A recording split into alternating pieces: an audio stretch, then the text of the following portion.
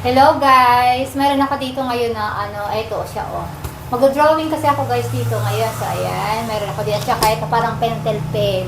So ito guys, gagawa ako dito ng yan. Kasi para daw magic daw ito. So gusto ko rin mag-try guys kung marunong ako mag-drawing. So ito na nga guys. So ito ayan. Ay, magsisimula na tayo. So anong gagawin natin dito? Parang ganun lang. Yan. Parang magsusulat-sulat ka lang guys. Ganito lang siya Alam nyo ba guys?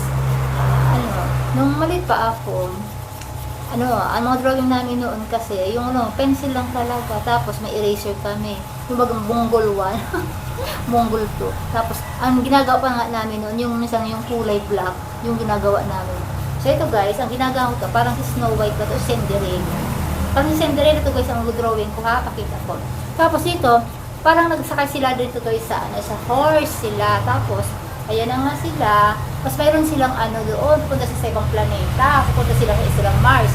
Tapos, may sila doon, parang may malaking bahay. Ang tawag doon sa may malaking pupunta nila. Parang mansyon. Tapos, yung pupunta na nga sila doon sa, yung mansyon na yun, ayun, sakay sila doon sa karawahe. Tapos, ayan na nga siya. Mayroon naman ditong mga naka-shade dyan. Tapos, ito na siya guys. Nakikita nyo na ang kanilang pupuntahan. Ito na siya guys. Ang ganda naman ito. So, ayan na guys. Ang aking drawing. Ito na guys. Ang nag-uukong ang aking drawing. Charan! O, diba? Ang galing-galing ko. Ayan na. Ayan. Ito si Cinderella yan. Si Cinderella. Si Cinderella ba Snow White? Tingnan nyo. Nag-fade na siya. Sino to? Hindi na to si Cinderella. Frozen! Frozen ba to? Akala ko ba? Akala ko ba Cinderella kasi may nagtatawanan ako. May mahaba kasi siyang damit tapos naka-shoes siya.